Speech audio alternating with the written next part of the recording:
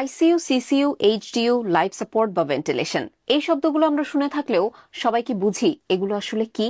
কোন পরিস্থিতিতে রোগীকে কোথায় নেওয়া হয়?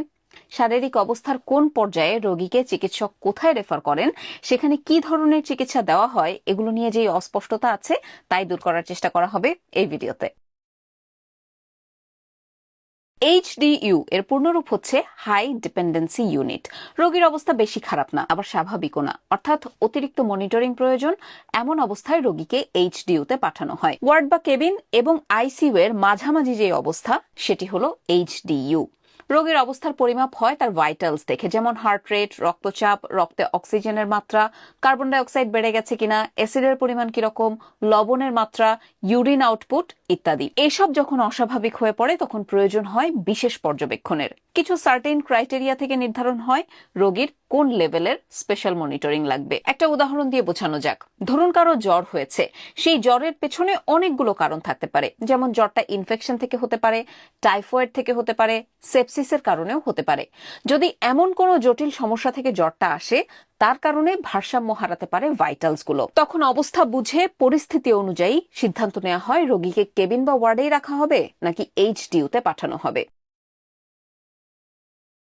সিসিইউ এর পূর্ণরূপ হচ্ছে করোনারি কেয়ার ইউনিট। মূলত হৃদরোগজনিত জরুরি অবস্থা যেমন heart attack, acute coronary syndrome, এইসব ক্ষেত্রে রোগীকে সিসিইউ তে রেফার করা হয়। যে ধরনের হার্ট পেশেন্টকে কেবিনে বা ওয়ার্ডে রাখলে যে কোনো মুহূর্তে হার্ট ডেটোরিয়েট করতে পারে, হার্ট বন্ধ হয়ে যেতে পারে, তখন তাকে সিসিইউ তে রাখা হয়। তবে সাথে যদি আরো কোনো জটিলতা থাকে, মাল্টিপল অর্গান সাপোর্ট দরকার হয়, যেমন ফুসফুস, কিডনি বা ব্রেন, পেশেন্টকে তখন প্রয়োজন বুঝে আইসিইউ তে রেফার করা হতে পারে। তবে সহজ করে বললে শুধু হৃদযন্ত্র সংক্রান্ত জটিলতার পেশেন্টদের জন্যই সিসিইউ। আইসিইউ এর পূর্ণরূপ হচ্ছে ইন্টেন্সিভ কেয়ার ইউনিট। রোগীর যখন একাধিক অঙ্গের জন্য সাপোর্ট প্রয়োজন হয়, সেই অবস্থার জন্য হচ্ছে আইসিইউ। কোন রোগী হয়তো এইচডিইউ তে আছে, কিন্তু তাও তার অবস্থার অবনতি হচ্ছে, যেমন কিডনির সমস্যা, এমন এক পর্যায়ে তাকে ডায়ালাইসিস করতে হচ্ছে, অথবা ফুসফুস প্রয়োজন অনুযায়ী অক্সিজেন নিতে পারছে না, কার্বন ডাই অক্সাইডের মাত্রা বেড়ে যাচ্ছে, তখন তাকে আইসিইউ তে নিয়ে প্রয়োজনীয় সব অঙ্গ সক্রিয় করার জন্য বাহ্যিকভাবে সাপোর্ট দেওয়ার প্রয়োজন হয়। এমন নয় যে পেশেন্টকে আইসিইউ তে আনার আগে তাকে এইচডিইউ তেই থাকতে হবে। পেশেন্ট সরাসরি কেবিন বা ওয়ার্ড থেকে, এমনকি ইমার্জেন্সিতে অনেক সময় এমন পেশেন্ট পাওয়া যায় যাদের তৎক্ষণাৎ আইসিইউ এর সাপোর্ট প্রয়োজন হয়, নতুবা তারা খুব দ্রুত মৃত্যুর মুখেও পড়তে পারেন। খুব সংকটময় পরিস্থিতিতে শ্বাসযন্ত্রের কার্যক্রম সচল রাখার প্রক্রিয়া হলো ভেন্টিলেশন। সাধারণ মানুষ যেটাকে বলে লাইফ সাপোর্ট।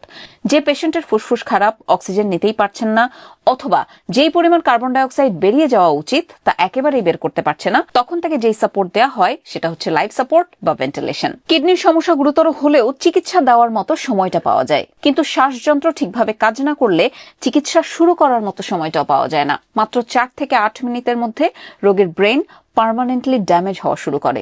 এমন মুহূর্তে শ্বাসযন্ত্রের কার্যক্রম সচল রাখার মাধ্যম এটি। যেহেতু এটার গুরুত্ব অনেক বেশি, তাই এটাকে লাইফ সাপোর্টও বলেন অনেকে।